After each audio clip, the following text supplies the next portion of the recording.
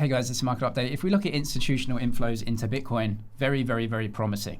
Now, we're still in this distribution at 100K, so I just want to explain the price action of the last few years, and I'll go through what I think will be happening this year.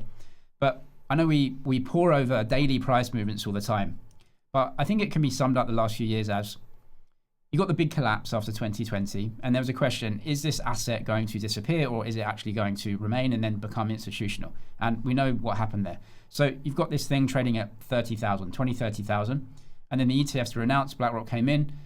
You have to call the price up 2 to 3x, right? Just on that, which happened. And then from there, you get the distribution of everyone that was in trading the ETFs or trading Bitcoin over any short period of time, or had got in at 60 to 70K last cycle, didn't really want to be there, so wanted to get out.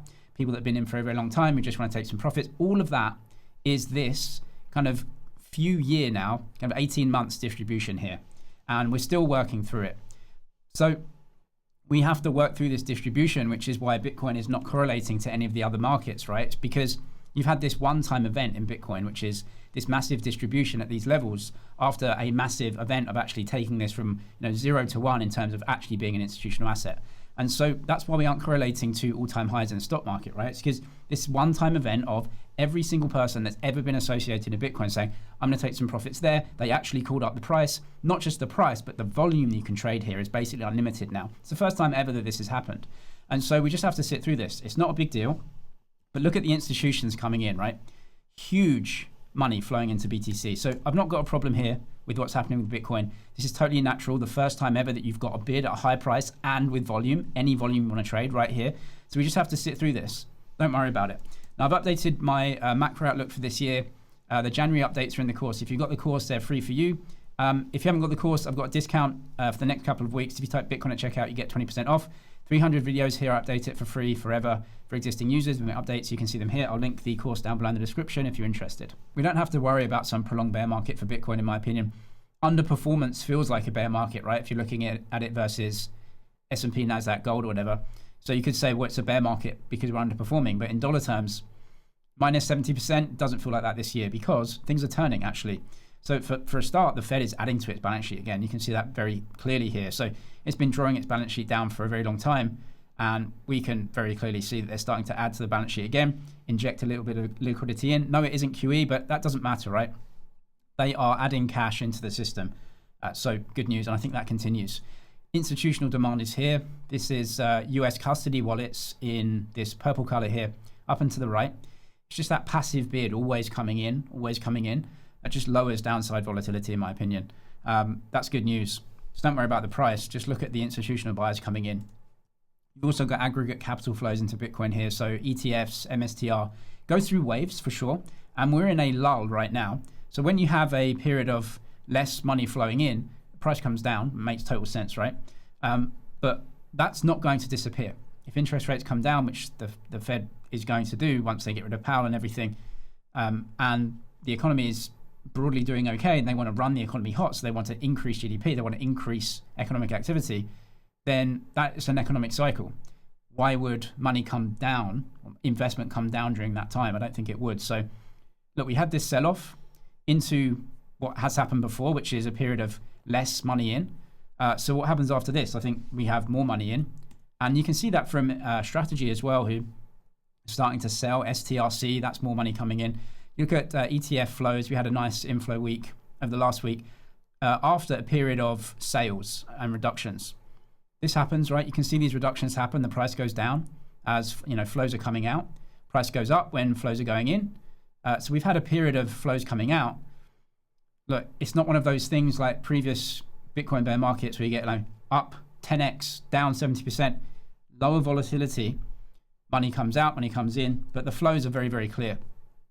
Since about October, it's kind of gone sideways, right? You haven't seen much. So that was the October high. Since then, not much money coming in. Again, price goes down when the money doesn't come in. But you've just got these huge flows coming in longer term, right? It's not going away. This is Strategy's accumulation as well, through their preferreds and everything else. It's absolutely insane, and it's not stopping, right? It's not going into a bear market. In fact, STRC is now trading at 100. A lot more money flowing into that. That goes straight into Bitcoin buying as well. Other treasury companies are starting to actually accumulate as well. You had a big washout there, but you're starting to get the kind of refresh, right? So you get a washout. Some of the more successful companies are starting to actually accumulate again. So I think we're going through another phase. Look, the next 6 months, you get a couple of interest rate drops. Economy does okay. GDP does okay. We're absolutely fine. It's not like, we're going to go 10x next week, but we're in a different market right now. Right? Bitcoin is a different market. It's a large asset. So look, US capital raised, just going higher and higher and higher into this thing. So that's just a bid for Bitcoin. And look, STRC, $80 million trading volume. That's up a lot over the last few weeks. That's just going straight into BTC, along with MSTR, which has had a bit of a pickup as well. They're selling that to put into BTC. So the institutional bid is here. It's why we can't go down minus 70% unless you get a broad market sell-off, which can happen over time, does happen every few years. But for right now, the Trump admins say they want to run everything hot, they want to get GDP higher, and they want to cut interest rates. So if they want to do that, I don't see why we would have this huge minus 70% sell-off or minus 30% for the NASDAQ or something like that. As for the economic cycle, I want to highlight the difference between certain bits of data and when they come out. So what the Fed wants is lower inflation and inflation deflating over the next year or so. I think that will continue, and we can see that in the data. But all of their inflation metrics are lagging, and what they actually want during this year is a massive acceleration in inflation and GDP and economic activity. And they can do that via lowering interest rates, and the government can do that via the BBB, all of the reductions in tax for tips and everything else, and maybe some other fiscal stimulus measures, which they're doing with housing and everything else. So during this year, what I would expect they want to do is increase inflation, increase GDP, increasing economic activity, whilst the lagging inflation data that the Fed looks at, which is intentionally lagging, seems to deflate. Now, of course, during this year, if they massively inflate the economy, that inflation will come out maybe next year. But I don't think we have a bear market this year. If inflation is low and all of the PMIs are low now, they want to inflate that up. That's the whole game of inflating GDP to reduce the debt to GDP ratio. So look, stablecoin market cap, tokenized funds, tokenized commodities, tokenized stocks, up and to the right. Nothing to worry about in crypto. The global economy, as you can see here, PMI signals stalled worldwide employment amid low business confidence, PMI at 6-month low. All of this is it's looking at deflation, a lower economic activity, right? All of this can be manipulated by fiscal policy and monetary policy. Printing money forces everything up. Fiscal policy being looser can force everything up. They need to do that. They need to grow GDP, grow all of that to, reduce the debt to GDP ratio. But the positive thing here is that looking at the PMIs and everything very, very soft means that they can now have the cover to stimulate fiscally and from the monetary side. They want to do that. They need to do that. So I'm not worried about a slowdown or sluggish PMIs. Right? If the US drops interest rates by half into the twos, suddenly everything picks up. They can do that, and they should do that because everything is soft. They can't cut rates and stimulate if everything is very high and the PMIs are very high, right?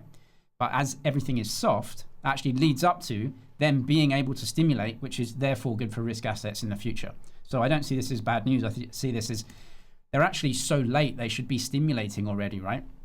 But maybe it's the Powell thing and the Fed thing. They just, he wants to drag his heels and everything. Inflation swaps have collapsed. You can see that here, right?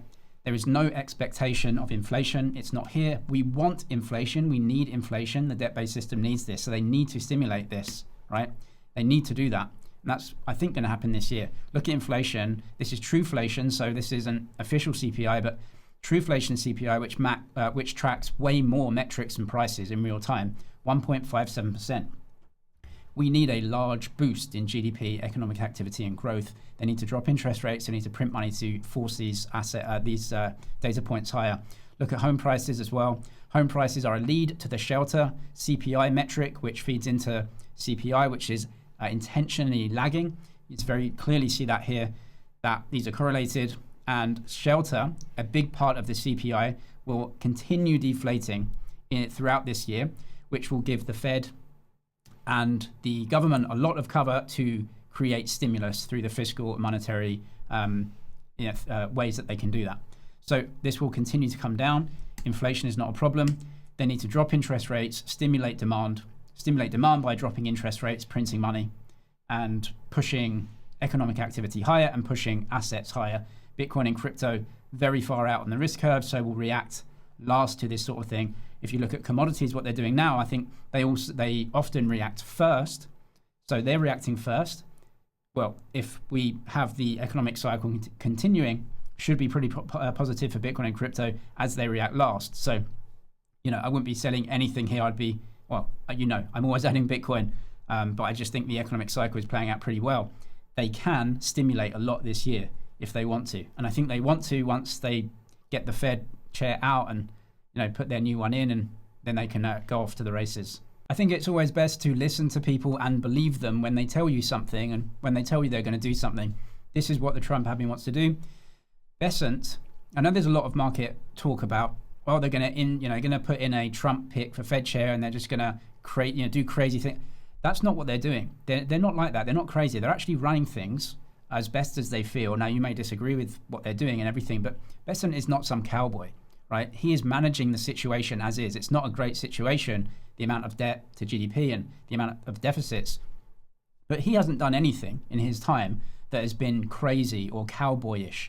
In fact, he's pretty much managed the situation as best he can, trying to reduce the deficit, right? Tariffs are a tax. So they've increased taxes to try and increase the tax rate, right? To reduce economic activity.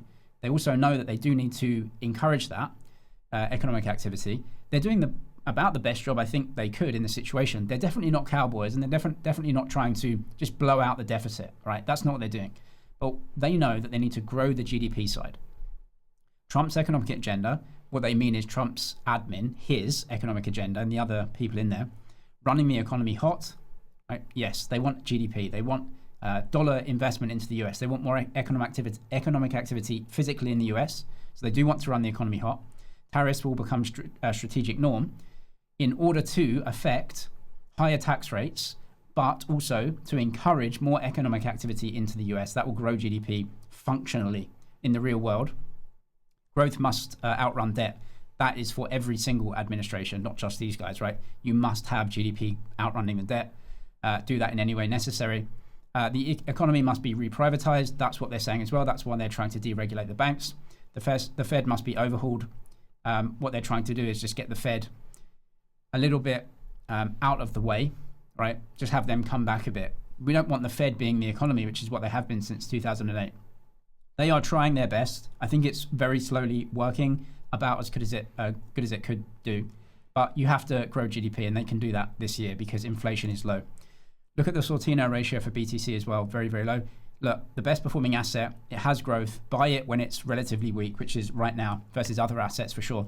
The discount expires in a couple of weeks. If you type Bitcoin and check out, you get 20% off, and then you get the course forever and all updates and additions forever as well. Check that by the link below. If you trade crypto, you can check out the Bybit bonus link below as well. If you sign up on there, make a deposit, they'll give you a deposit bonus to trade with. Link below in the description. I'm James, this is Money's EG. Cheers for watching, and I'll see you in the next one.